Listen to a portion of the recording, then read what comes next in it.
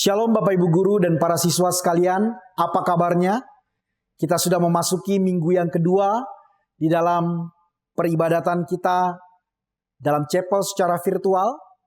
Kiranya sukacita Kristus itu boleh hadir senantiasa di dalam kehidupan setiap kita. Kita akan memasuki ibadah ini, mari kita tundukkan kepala, kita bersatu di dalam doa. Kita berdoa.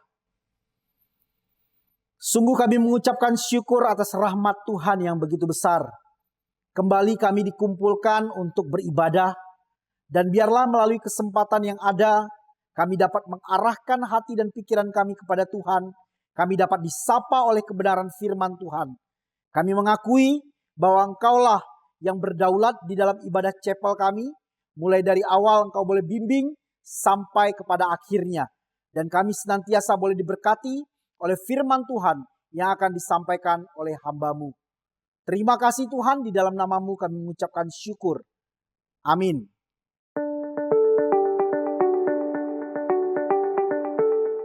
Oke, salam, selamat pagi UPH College ya. Senang sekali di minggu ini kita bisa berkumpul bersama lagi ya di tengah-tengah minggu untuk memulai chapel kita ya.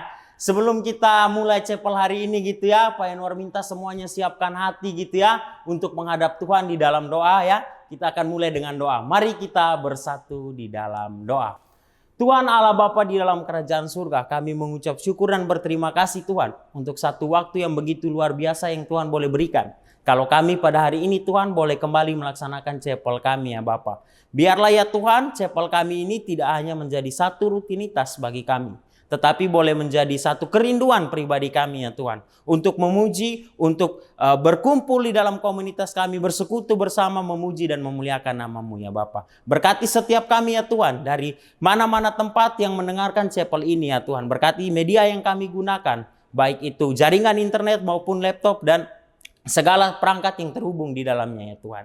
Kami mau serahkan chapel kami ya Bapa, dari awal, pertengahan, sampai dengan akhirnya ke dalam tangan pengasihan-Mu. Di dalam nama Yesus, Tuhan yang adalah juru selamat kami yang hidup, kami sudah berdoa dan mengucap syukur. Amin. Ya, sebelum kita masuk lebih jauh ke dalam ibadah kita, mari kita angkat satu pujian yang berjudul What a Beautiful Name It Is. You are the Word at the beginning, one with God the Lord Most High. Your hidden glory in creation, now revealed in you, our Christ. What a beautiful name it is.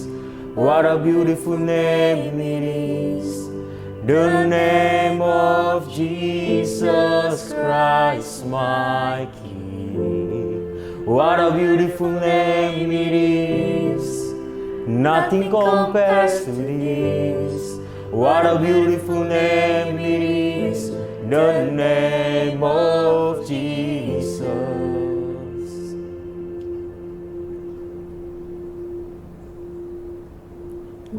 You didn't want heaven without us, so Jesus, you brought heaven down. My sin was great, your love was greater. What could separate us now? What a wonderful name it is. What a wonderful name it is, the name of Jesus Christ my King. What a wonderful name it is, nothing compares to this. What a wonderful name it is, the name of Jesus. What a wonderful name it is, the name of Jesus.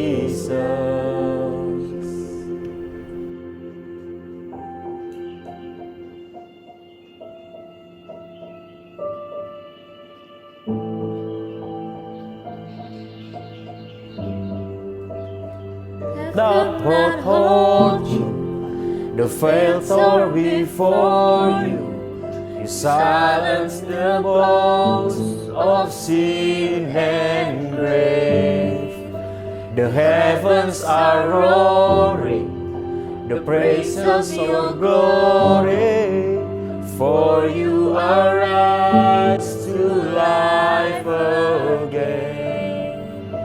You have no rival, you have no equal, now and forever, God, you reign. Yours is the kingdom, yours is the glory, yours is the name above all names. What a powerful name it is, what a powerful name it is, the name of Jesus Christ, my King. What a powerful name it is, nothing can stand against. What a powerful name it is, the name of Jesus. What a powerful name it is, the name of Jesus. What a powerful name it is, the name of Jesus.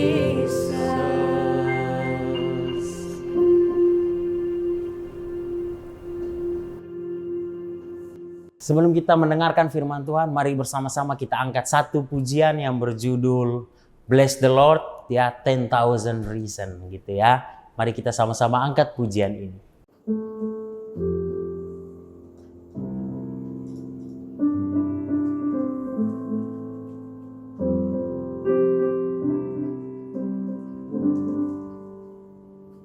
Bless the Lord, oh my soul, oh my soul, worship His holy name. Sing like never before, oh my soul, I worship your holy name.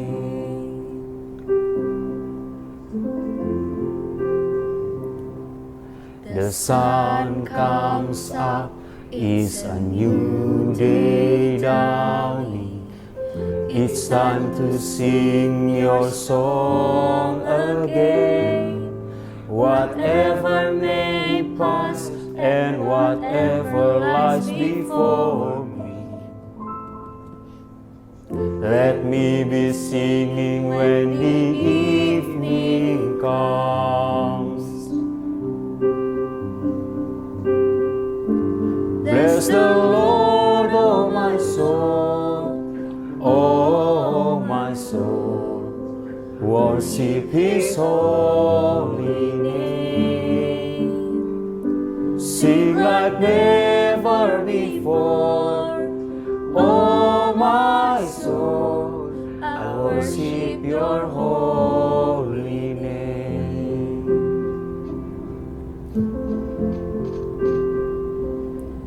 You're rich in love and you're slow to anger. Your name is great and your heart is kind. For all your goodness I will keep on singing. 10,000 reasons for my heart to find. Bless the Lord, oh my soul, oh my soul, worship His holy name. Sing like never before, oh my soul, I worship your holy name.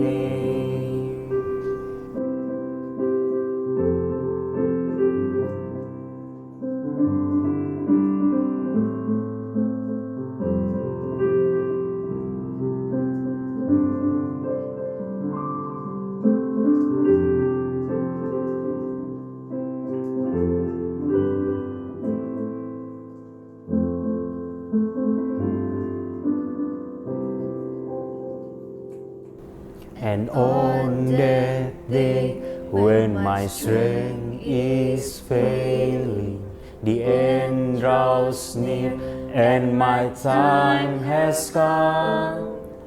Still my soul will sing your praise unending. 10,000 reasons and then forevermore.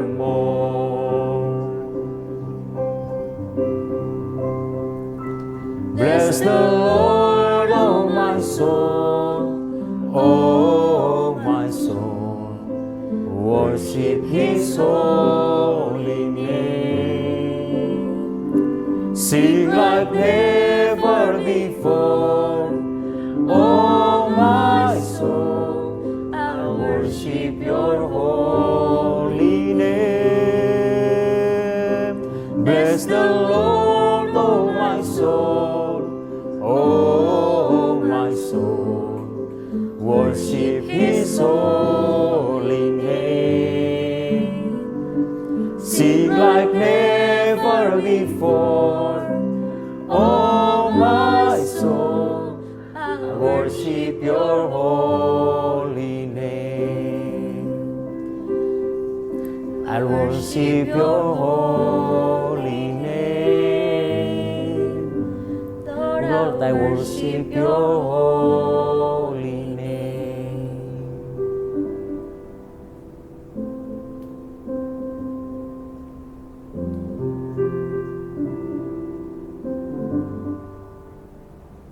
Sing like never before, oh my soul. I worship your holy name. Worship your holy name.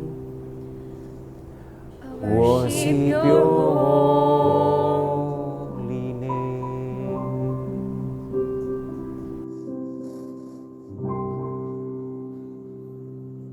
Sebelum kita mendengarkan firman Tuhan, mari kita bersatu di dalam doa. Kita berdoa.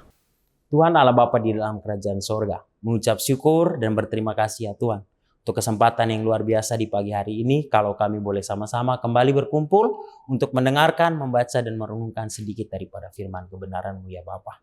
Biarlah ya Tuhan firman kebenaran-Mu boleh menjadi rema di dalam kehidupan kami ya Tuhan. Boleh menjadi satu kerinduan secara pribadi kami ya Tuhan. Berkati juga pembicara ya Tuhan, sehingga beliau boleh menyampaikan apa yang menjadi isi hati Tuhan sesuai dan seturut dengan kehendak-Mu saja ya Bapa. Jangan biarkan juga ya Tuhan kami sibuk dengan kesibukan kami yang lain ya Bapa. Tetapi kami benar-benar boleh datang, boleh benar-benar tunduk, boleh benar-benar serius dalam mendengarkan firman kebenaran. Berkati setiap kami Tuhan, di dalam nama Yesus kami berdoa dan mengucap syukur. Amin.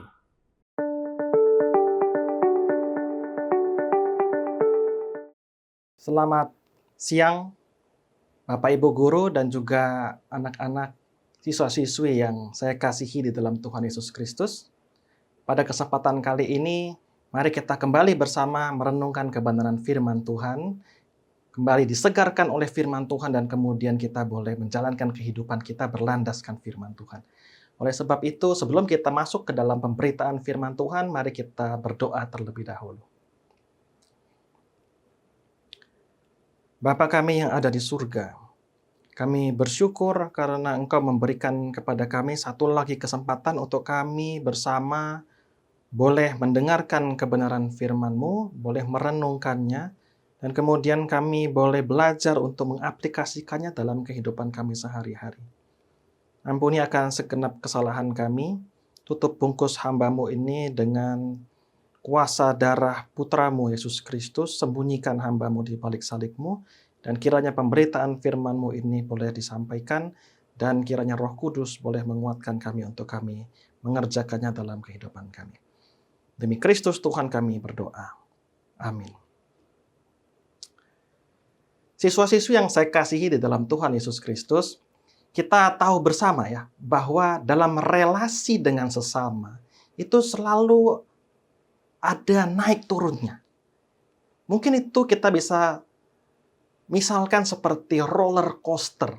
kadang-kadang itu naik, kadang-kadang itu bisa turun. Dan seringkali kesalahan-kesalahan kecil itu bisa merusak akan relasi kita dengan sesama. Nah, saya sudah 2 tahun melayani di UPH College ini, dan sepanjang 2 tahun pelayanan saya sudah beberapa kali itu didatangi oleh siswa-siswi yang kalau waktu itu kami itu di kelas, lalu saya berikan tugas kelompok. Nah, biasanya itu selalu ada yang datang ke saya lalu bertanya, "Sir, ini memangnya anggota kelompoknya sudah harus ditentukan ya? Boleh nggak kita tentukan sendiri?" Loh, emangnya kenapa ya kan? Saya penasaran ya kan. Nah, biasanya itu karena mungkin ada 1 atau 2 orang dalam anggota yang saya pilihkan kepada mereka itu nggak cocok dengan mereka. Atau di lain kesempatan ada juga ya, waktu saya bilang, "Ya udah, kalian coba bikin kelompok sendiri. Kalian pilih teman-temanmu, misalnya 5 orang dalam satu kelompok, lalu kamu bekerja bersama-sama anggota kelompok itu."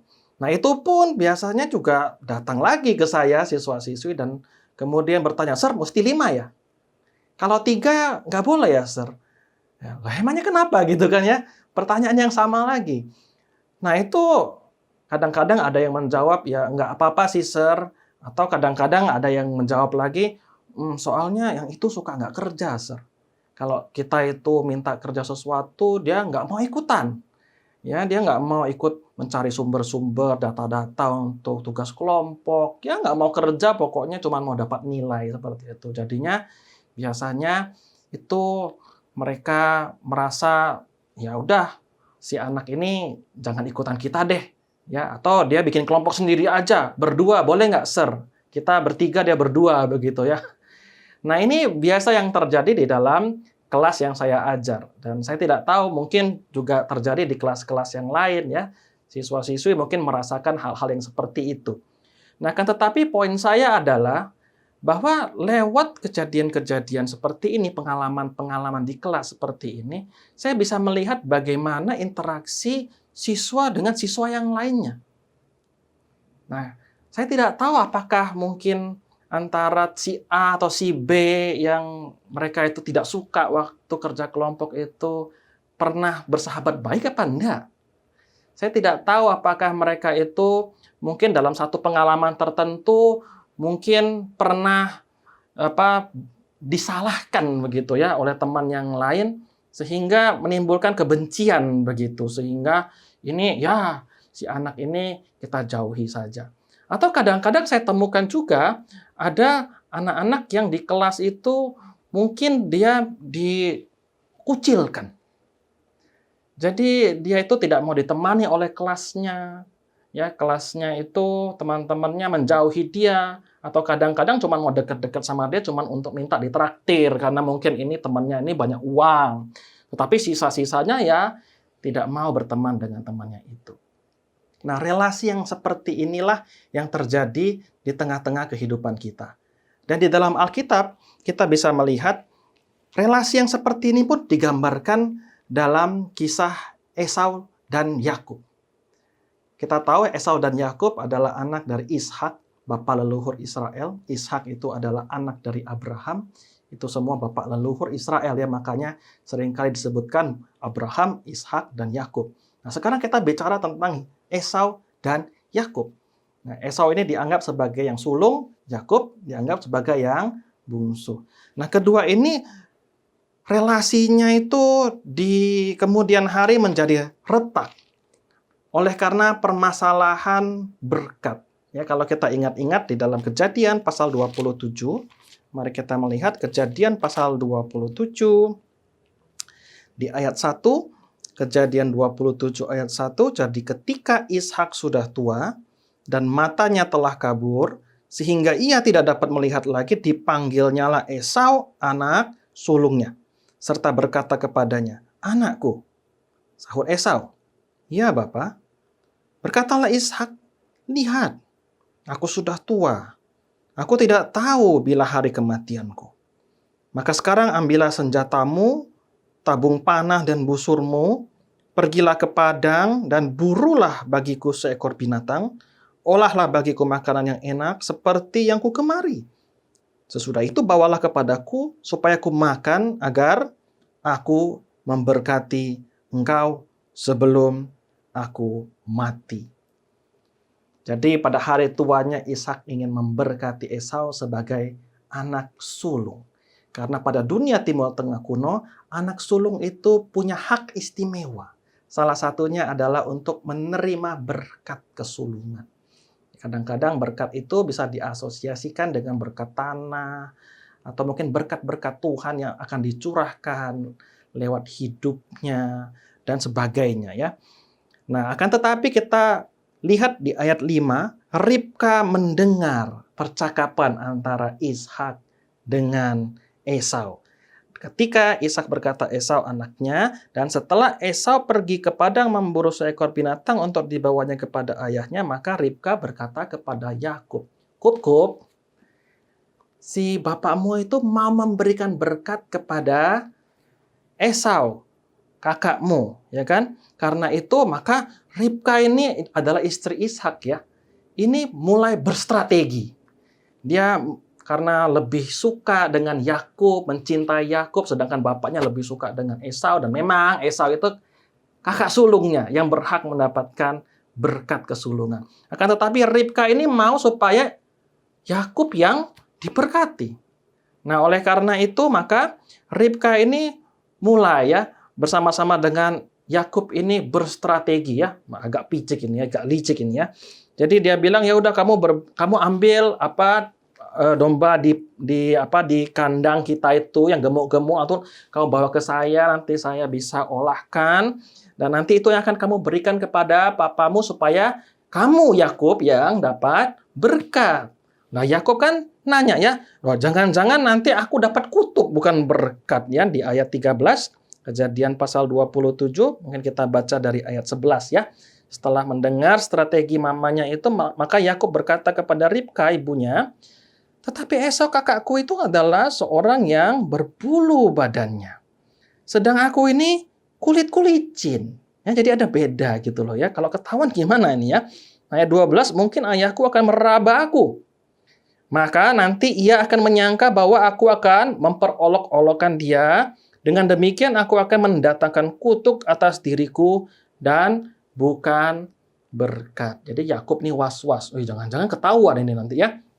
Nah, tetapi mamanya nanti suruh Yakub itu untuk pakai pakaiannya Esau di ayat 15. Kemudian Ribka mengambil pakaian yang indah kepunyaan Esau anak sulungnya, pakaian yang disimpannya di rumah, lalu disuruhnyalah dikenakan oleh Yakub anak bungsunya.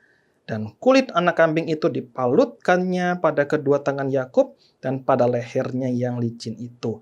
Ayat 17, lalu ia memberikan makanan yang enak dan roti yang telah diolahnya itu kepada Yakub anaknya. Ayat 18 dan seterusnya, Yakub masuk ke tempat ayahnya dan memberikan makanan itu, sehingga Yakublah yang diberkati. Ayat 27, lalu datanglah Yakub dekat-dekat dan diciumnyalah ayahnya. Ketika Ishak mencium bau pakaian Yakub, diberkatinya dia. Katanya, sungguh bau anakku adalah sebagai bau padang yang diberkati Tuhan. Allah akan memberikan kepadamu embun yang dari langit dan tanah-tanah gemuk di bumi dan gandum serta anggur berlimpah-limpah. Bangsa-bangsa akan takluk kepadamu dan suku-suku bangsa akan sujud kepadamu. Jadilah tuan atas saudara-saudaramu dan anak-anak ibumu akan sujud kepadamu. Siapa yang mengutuk engkau, terkutuklah ia. Dan siapa yang memberkati engkau, diberkatilah ia. Dengan demikian, Yakub menerima berkat. Hak kesulungan yang awalnya itu adalah untuk Esau kakaknya. Nah, kan tetapi waktu kakaknya pulang berburu, diolah makanan kesukaan punya papanya. Dan disuguhkan kepadanya, papa, ini aku ya, sudah datang ini, berkati aku ya. Nah, kan tetapi Ishak langsung terkejut. Dan kemudian ternyata bahwa adiknya ya, Yakub ini telah menipu abangnya Esau. Ya. Kejadian 27 ayat 35, jawab Ishak ayahnya, adikmu itu telah datang dengan tipu daya dan telah merampas berkat yang untukmu itu. Kata Esau, bukankah tepat namanya Yakub?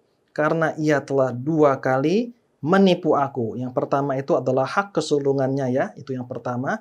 Telah dirampas. Dan sekarang yang kedua, dirampasnya pula berkat yang untukku.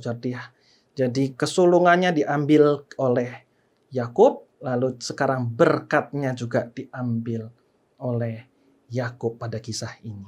Ya, maka sesudah itu ayat 41 Esau menaruh dendam kepada Yakub karena berkat yang telah diberikan oleh ayahnya kepadanya dan berkata, hari-hari berkabung karena kematian ayahku itu tidak akan lama lagi. Pada waktu itulah Yakub adikku akan kubunuh. Luar biasa. Ini adalah potret daripada relasi kita dengan sesama.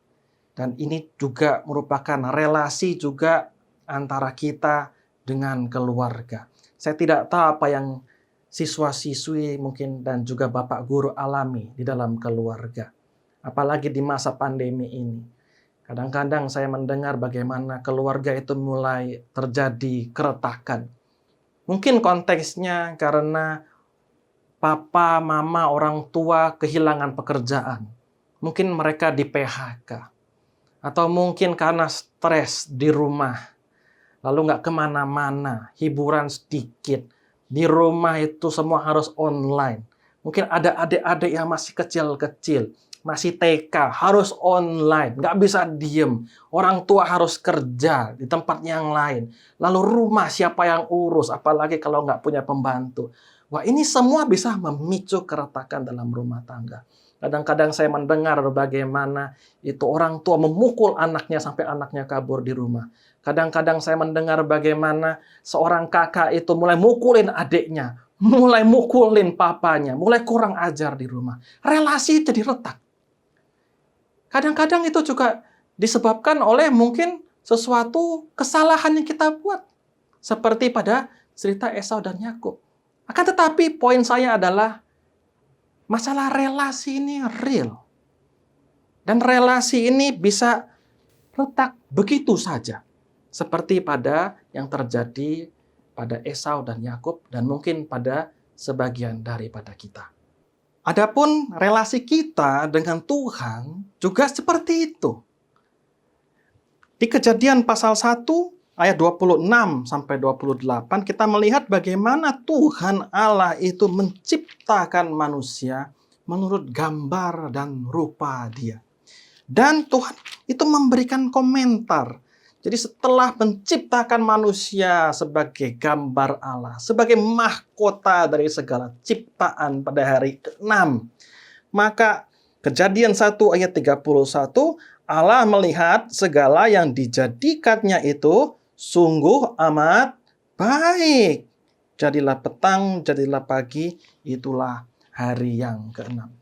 Nah, akan tetapi relasi yang baik, yang amat baik ciptaan Tuhan ini, ternyata baru di pasal 3 kitab Kejadian, baru di pasal 1 disebut amat baik. Ini baru ayat pasal 3 ini ya. Maka manusia itu mulai memberontak terhadap Allah. Relasi antara Allah dengan manusia menjadi rusak sehingga Tuhan Allah itu harus menghalau manusia. Di Kejadian pasal 3 ayat 24, karena dosa manusia maka Allah menghalau manusia itu dan di sebelah timur Taman Eden ditempatkannya beberapa kerub dengan pedang yang bernyala-nyala dan menyambar-nyambar untuk menjaga jalan ke pohon kehidupan. Dan relasi Allah dengan manusia ini yang telah rusak diperparah lagi dengan bagaimana kita itu ternyata semakin berdosa di hadapan Allah. Maka tidak lama dari Kejadian pasal 3, Kejadian pasal 6, maka ayat 5, ketika dilihat Tuhan kejahatan manusia besar di bumi dan bahwa segala kecenderungan hatinya selalu membuahkan kejahatan semata-mata, maka apa yang terjadi? Menyesallah Tuhan bahwa Ia telah menjadikan manusia di bumi dan hal itu memilukan hatinya. Siswa-siswa yang saya kasihi di dalam Tuhan Yesus Kristus. Dalam pengalaman relasi kita dengan manusia, kita juga mengerti hal ini. Mungkin kita pernah punya sahabat yang karib.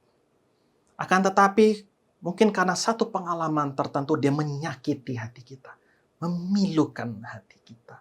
Lalu kita berkata, ya sudah, relasi kita sampai di sini saja. Atau mungkin kita nggak usah ngomong apa-apa. Langsung aja kita diemin orang itu. Dan kemudian relasi kita menjadi rusak. Tepat seperti relasi Esau dan Yakub. Oleh karena Esau ini mau membunuh Yakub, Yakub akhirnya lari ke rumah pamannya Laban, menjauhi rumahnya sendiri, menjauhi kakak kandungnya sendiri. Relasi jadi rusak.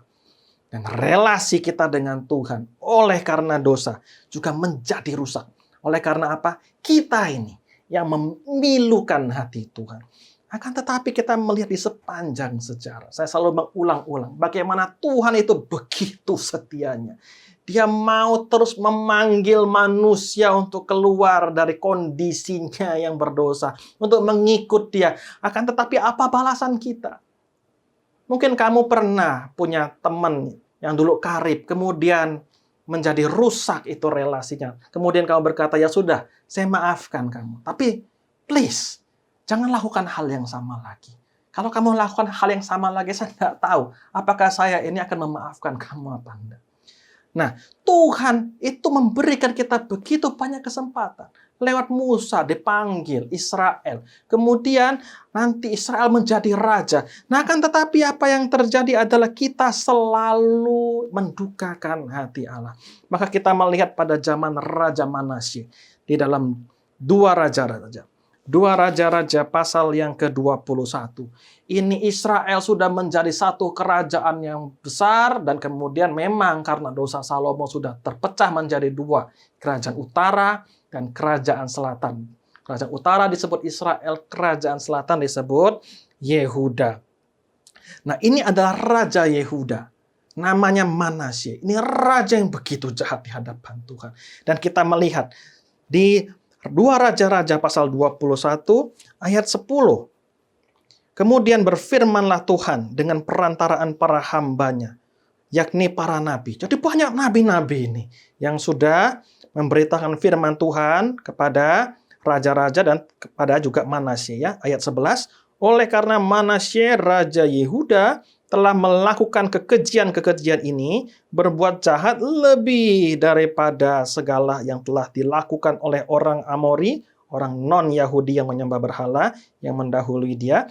Dan dengan berhala-berhalanya, ia telah mengakibatkan rakyat orang Yehuda berdosa pula. Ayat 12, sebab itu beginilah firman Tuhan Allah Israel, sesungguhnya aku akan mendatangkan malapetaka atas Yerusalem dan Yehuda, sehingga setiap orang yang mendengarnya akan bising kedua telinganya, dan aku akan merentangkan atas Yerusalem tali pengukur sama atas Samaria, dan tali unting-unting sama seperti keluarga Ahab, dan aku akan menghapuskan Yerusalem, seperti orang menghapuskan pinggan, yakni habis dihapus, dibalikan pula sampai menungging. Aku akan membuangkan sisa milik pusakaku dan akan menyerahkan mereka ke dalam tangan musuh-musuh mereka sehingga mereka menjadi jarahan dan menjadi rampasan bagi semua musuh mereka. Oleh karena mereka telah melakukan apa yang jahat di mataku, dan dengan demikian mereka sekali lagi menimbulkan sakit hatiku. Mulai dari hari nenek moyang mereka keluar dari Mesir sampai hari ini. Siswa-siswa yang saya kasihi dalam Tuhan Yesus Kristus. Kalau kamu punya teman dan dia berulang kali berbuat kesalahan kepadamu, sampai berapa kali sih dia kamu ampuni dosanya?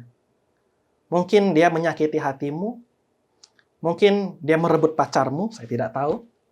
Tapi yang pasti, mungkin dia itu berbuat salah terhadap kamu sampai kamu benci banget sama dia. Lalu kita bisa nggak mengampuni dia? Dan kalau mengampuni berapa kali? Dan kalau kamu melihat bagaimana kita manusia, sejak Israel aja itu berulang kali itu memilukan hati Tuhan.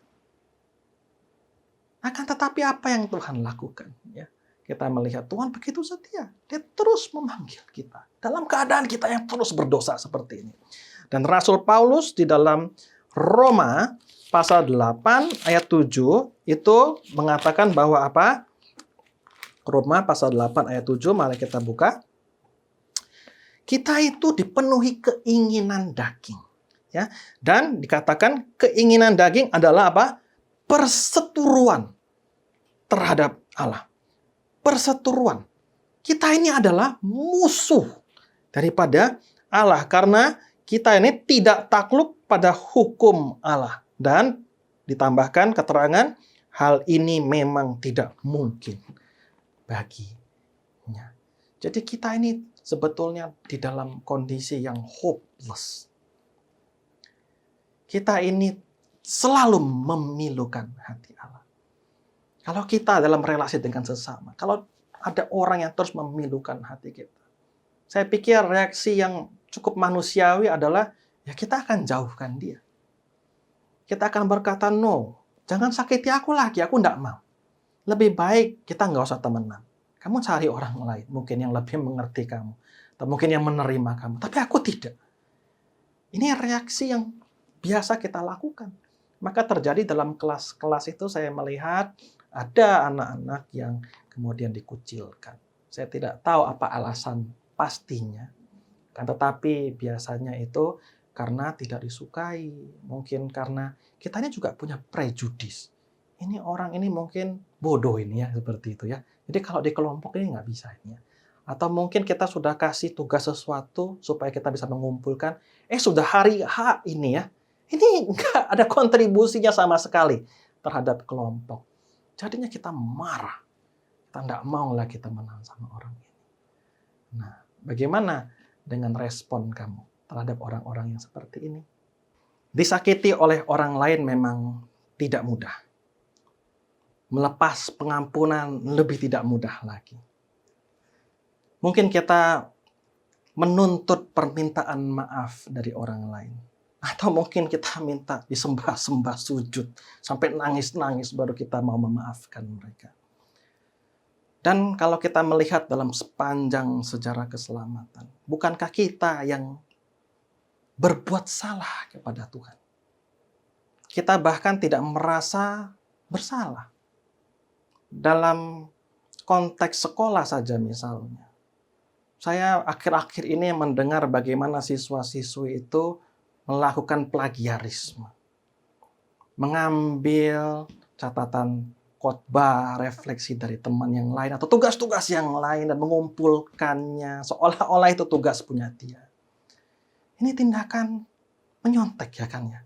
Dan ini memilukan hati Tuhan. Dan kita itu merasa biasa-biasa saja. Dan saya tidak tahu apakah kamu itu minta ampun kepada Tuhan apa tidak. Kita memilukan hati Tuhan. Lalu kita dengan mudahnya mengulang-ulang lagi kesalahan seperti itu. Bukankah seharusnya kita yang sembah sujud kepada Tuhan? Nah, akan tetapi begitu besarnya kasih Allah akan kita ini.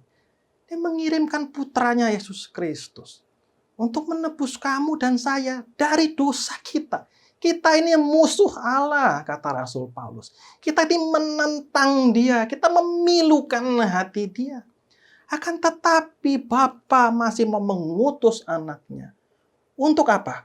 Untuk memperbaiki relasi kita semua dengan dia. Nah, oleh karena itu kita melihat ya, bagaimana Tuhan itu begitu mengasihi kita. Kita melihat di dalam Lukas ya. Lukas pasal 19. Lukas pasal yang ke-19 tentang Zakius pemungut cukai. Ini orang yang dianggap orang yang berdosa. Ya, orang pemungut cukai itu dikenal orang yang suka memeras orang lain. Ya, tetapi karena ia bertemu dengan Kristus, ya, di pasal 19 ya kita baca, Yesus masuk ke kota Yeriko berjalan terus melintasi kota itu. Di Di situ seorang bernama Zakius, kepala pemungut cukai dan seorang yang kaya. Nah, ia berusaha melihat orang apakah Yesus itu. Dan dia tidak berhasil karena orang banyak sebab badannya pendek. Jadi dia penasaran, ini Yesus siapa nih ya? Guru Yahudi yang mengadakan banyak sekali mujizat. Maka ayat 4, berlarilah ia mendahului orang banyak memanjat pohon ara melihat Yesus yang lewat itu. Dan kemudian Yesus malah memanggil dia dengan namanya dan mau untuk menumpang di rumah Zakius. Dan Zakius turun dan menerima Yesus dengan sukacita. Dan ayat ke-8, Zakius ini bertobat oleh karena Tuhan begitu mengasihi dia. Orang yang dikucilkan. Yang kalau kita melihat di ayat 7, semua orang yang melihat kejadian itu bersungut-sungut. Katanya, ia kok menumpang di rumah orang berdosa. Yesus kok menumpang di rumah Zakius, pembuat dosa ini, ya, orang yang menindas, bahkan orang miskin. Nah, kan tetapi Zakius ini merasa tersentuh oleh kasih daripada Yesus. Yang mau menerima dia orang buangan. Ini walaupun dia orang kaya, walaupun dia kepala pemungut cukai, walaupun banyak uangnya, akan tetapi dia itu dikucilkan masyarakat. Ya, tetapi kata Yesus kepadanya, hari ini terjadi keselamatan pada rumah Zakius. Dan ayat 10, anak manusia datang untuk mencari dan menyelamatkan yang hilang. Dan kejadian yang sama itu juga ada pada Matius pasal 9, di mana Tuhan Yesus memanggil Matius untuk menjadi muridnya. Dan Tuhan Yesus juga berkata, di Matius pasal 19 ayat 12, bukan orang sehat yang memerlukan tabib, tetapi orang sakit, dan yang kukehendaki ialah belas kasihan dan bukan persembahan, karena aku datang bukan untuk memanggil orang benar, melainkan orang berdosa. Dalam relasi kita dengan sesama kita, bagaimana kamu itu merekonsiliasi keretakan yang terjadi? Tuhan mau datang untuk kita, orang pembangkang yang berdosa di hadapannya. Dan dia menerima kita. Lalu bagaimana kita menerima sesama kita? Kita yang seharusnya itu dimatikan, bukan? Bukankah Roma pasal 6, 23, upah dosa adalah maut. Kita ini sudah seharusnya mendapat murka Allah.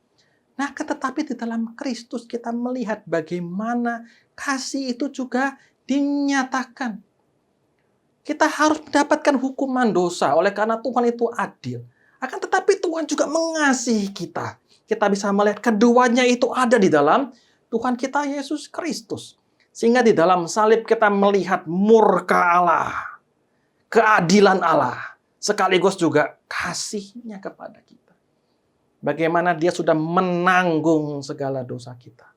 Dan kemudian kita ini dikembalikan dalam relasi yang dipulihkan bersama dengan dia. Kita diterima oleh Yesus. Kitalah orang-orang yang dicari ketika ia datang 2000 tahun yang lalu. Untuk merangkul kita. Orang yang berbuat salah kepada dia. Kembali pada cerita Esau dan Yakub. Mari kita melihat di dalam Kejadian pasal 33. Jadi Yakub sudah berkelana lama sekali di Mesopotamia. Dia di rumah pamannya Laban. Lalu dia bekerja selama bertahun-tahun mendapatkan istri, lalu dia mendapatkan juga kekayaan. Nah, akan tetapi satu ketika dia itu bertemu kembali dengan Esau kakaknya. Kamu bayangkan ini relasi yang sudah lama rusak oleh karena tipuan daripada Yakub. Yakub ini meninggalkan rumah bapaknya, meninggalkan rumah mamanya, meninggalkan kakaknya oleh karena keretakan relasi. Akan tetapi pada Kejadian pasal 33, Yakub itu berbaik kembali dengan Esau. Setelah pengalaman-pengalaman dia di Mesopotamia, setelah berkali-kali berjumpa dengan Allah, dia berjumpa dengan Allah di Betel. Dia berjumpa dengan Allah di tepi sungai Yabok, bahkan bergulat dengan Allah. Saya yakin dia sudah berefleksi ya, mengenai kok hidupku ini seperti ini ya. Hidupku ini kok kayaknya tidak baik ya. Relasiku bersama dengan keluargaku juga ya seperti ini. Dan pada waktu dia ingin bertemu dengan Esau di pasal 33, kamu melihat ayat pasal 33 ayat 1. Pada waktu itu Yakub melayangkan pandangnya. Lalu dilihatnyalah Esau datang dengan diiringi oleh 400 orang. Ini kakakku ini dendam kepadaku. Aku ini sudah bersalah kepada dia. Dan sekarang dia mendatangiku dengan 400 orang. Jangan-jangan aku ini mau dicincang-cincang mati sama dia. Jangan-jangan aku ini habis ini udah nggak bakal lihat matahari lagi. Ya, aku pasrah ini sudah ya. Maka diserahkannyalah sebagian dari anak-anak kepada Lea, ya, istri daripada Yakub yang pertama, dan juga sebagian kepada Rahel, juga kepada kedua budaknya. Ya, lalu nanti Yakub itu buat iring-iringan, ya, ia menempatkan budak-budak perempuan serta anak-anak mereka di muka paling depan, Lea kemudian di belakangnya ada anak-anaknya, juga di belakangnya lagi ada Rahel dan Yusuf di belakang sekali karena Yusuf itu disayang banget sama Yakub ya kan. Jadi kalau si Esau ini membunuh begitu ya paling enggak ada chance lah ya buat kabur gitu kan ya. Dan ayat 3 dia sendiri berjalan di depan mereka dan ia sujud sampai ke tanah 7 kali hingga ia sampai ke dekat kakaknya itu. Dia berjalan menjumpai kakaknya, bersujud sampai 3 kali. Tetapi ayat 4, Esau berlari. Ini luar biasa. Esau berlari mendapatkan Yakub. Didekapnya dia, dipeluknya lehernya, dan diciumnya dia. Lalu bertangis-tangisanlah mereka. Ini merupakan satu rekonsiliasi yang sangat indah. Saya ingat saya punya teman. Dia itu satu angkatan dengan saya itu di sekolahan. Jadi pada satu kali dia menceritakan kepada konselor bahwa dia itu punya masalah dengan papanya. Papanya ini jahat sekali menurut dia. Jadi sejak kecil papanya suka pukulin mamanya. Papanya ini suka bikin mamanya nangis. Sampai pada satu hari mamanya ini betul-betul nangis sejadi-jadinya masuk ke kamar lalu mengunci kamar. Sampai teman saya ini gedor-gedor pintu kamar. Mama, apa yang terjadi? Mama, buka pintunya. Sedangkan papanya pergi nggak tahu kemana. Sepertinya ini papa yang tidak bertanggung jawab kelihatannya ya. Lalu pada waktu itu teman saya cerita. Hari itu juga. Aku ini dipenuhi dendam. Aku marah sekali dengan papaku. Aku mau membunuh dia. Aku ingat pada waktu itu aku sudah ambil golok gitu ya. Pisau yang besar itu ya. Jadi kalau papa saya pulang saya akan tusuk dia. Supaya dia mati. Supaya tahu rasa dia. Akan tetapi teman saya ini beranjak dewasa. Dia kemudian masuk ke seminari. Lalu Tuhan berproses dengan dia. Mungkin seperti Yakub. Tuhan berulang kali menjumpai dia. Di dalam pembacaan-pembacaan Alkitab. Di dalam perenungan-perenungan. Di dalam khotbah-khotbah. Hidupnya berubah. Maka satu kali dia liburan. Mau pulang ke rumahnya. Dan konselor itu menyarankan dia untuk juga menulis surat terlebih dahulu kepada papanya. Yang menyatakan perasaannya. Mungkin selama ini dia membenci papanya. Mungkin selama ini relasinya retak. Kemudian katakan, aku sayang papa. Aku mau memaafkan papa. Maka dikirimkan surat itu. Pada liburan semester itu dia pulang.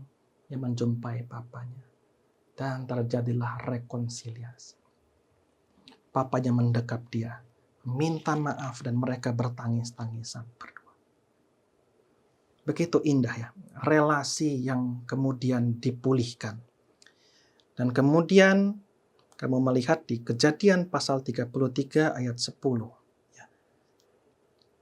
Yakub ini mau memberikan banyak hadiah ya untuk Esau ya. Mungkin sebagai permintaan maaf juga ya, sebagai bagian dari rekonsiliasi.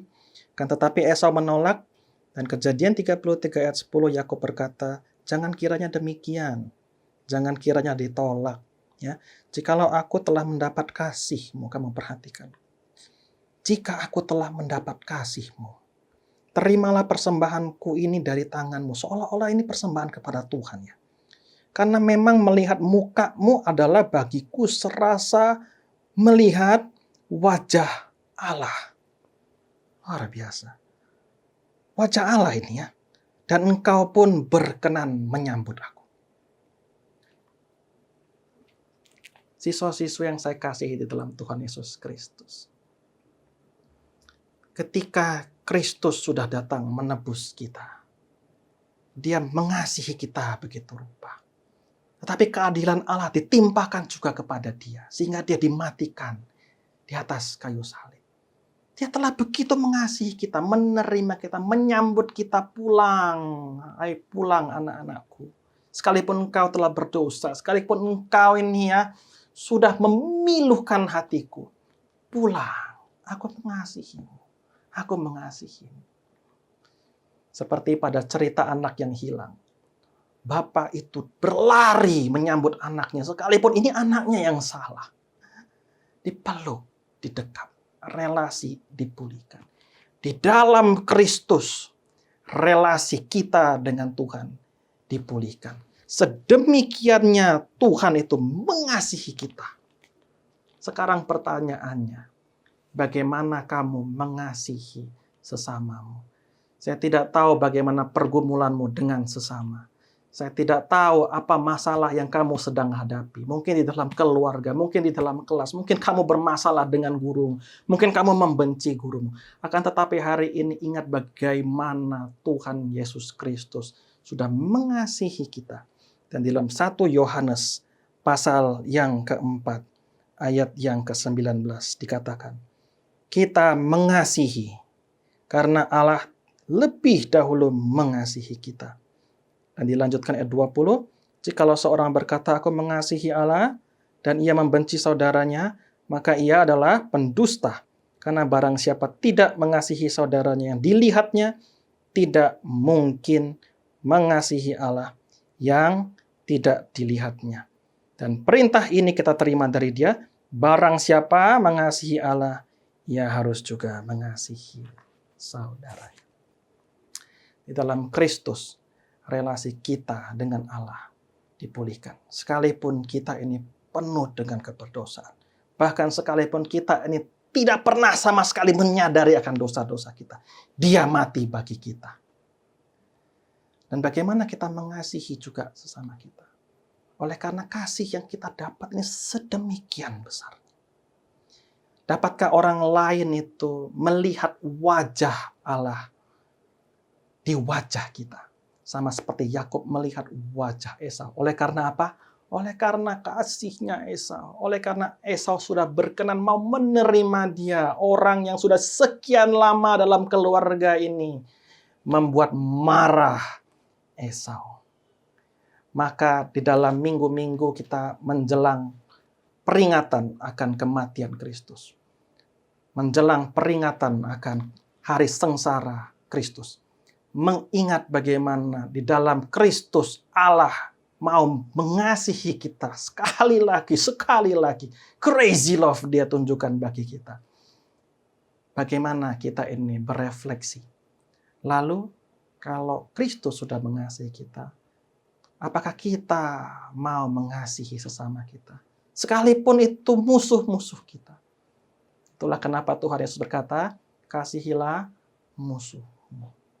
Bagaimana kita merekonsiliasi relasi kita yang mungkin selama ini sudah retak dengan sesama. Oleh karena Tuhan telah terlebih dahulu melakukan rekonsiliasi atas relasi kita dengan Dia. Mari kita tunduk kepala, kita bersatu dalam doa. Bapa yang di surga, betapa besar kasih-Mu yang Kau curahkan kepada kami. Begitu besar perkenanan-Mu sehingga Engkau mau menerima kami kembali untuk pulang.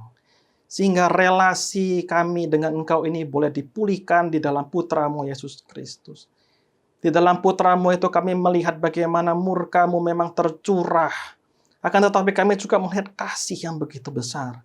Sehingga kami ini telah dipulihkan relasinya dengan Engkau. Oleh karena itu ajar kami dalam relasi kami juga dengan sesama kami.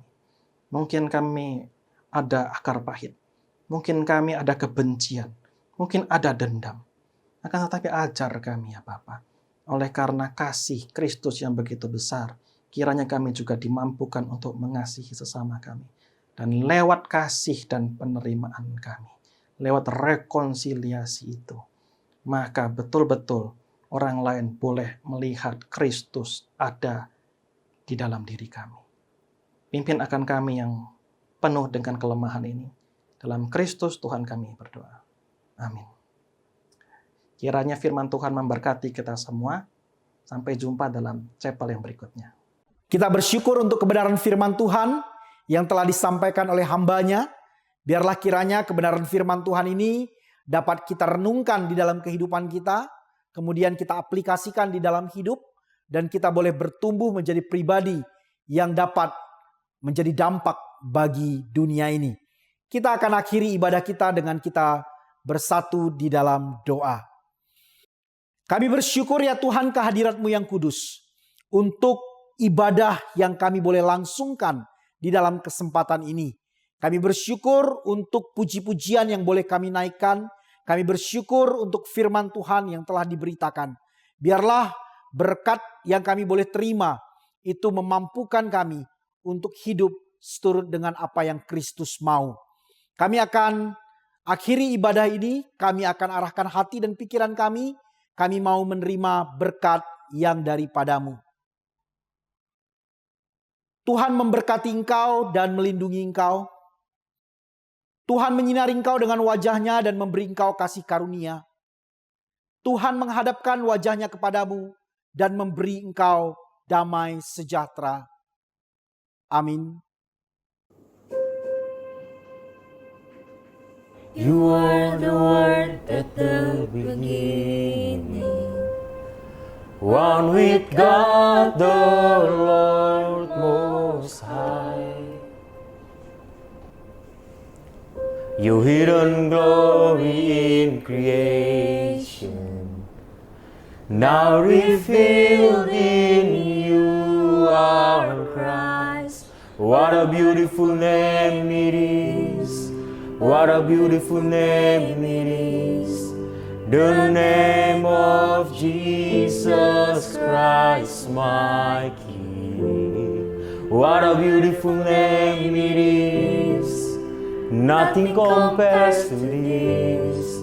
What a beautiful name it is, the name of Jesus.